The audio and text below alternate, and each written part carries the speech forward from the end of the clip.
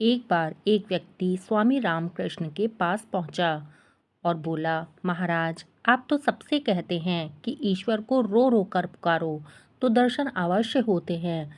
मैंने तो पूरे मन से ईश्वर को पुकारा, हर जगह पुकारा, लेकिन मुझे तो अब तक दर्शन नहीं हुए। स्वामी जी ने उससे पूछा, तुम्हारे परिवार में कौन कौन है? उसने कहा, जी मैं, मेरी पत्नी और 2 बालक।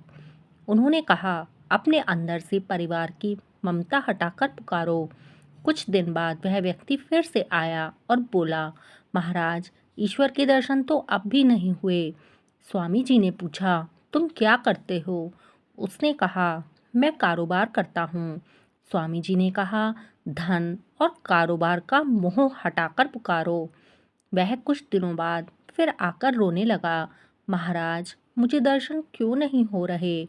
इस बार स्वामी जी ने उससे पूछा, तुम खुद कौन हो? उसने कहा, महाराज, मैंने तो पहले ही आपको बताया था, मैं कारोबार करता हूँ।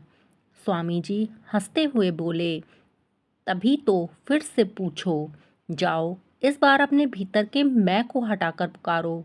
फिर कई दिन तक वह नहीं आया तो स्वामी जी खुद उससे मिलने के लिए चले गए। उसे ईश्वर के प्रेम में अनुरक्त देखकर बोले, मुझे पहचाना, मैं कौन हूँ? उसने कहा, आप तो साक्षात ईश्वर हैं। और तुम कौन हो? मैं भी ईश्वर हूँ। स्वामी जी उसका उत्तर सुनकर भाव विभोर हो गए और उन्होंने उसे गले से लगा लिया।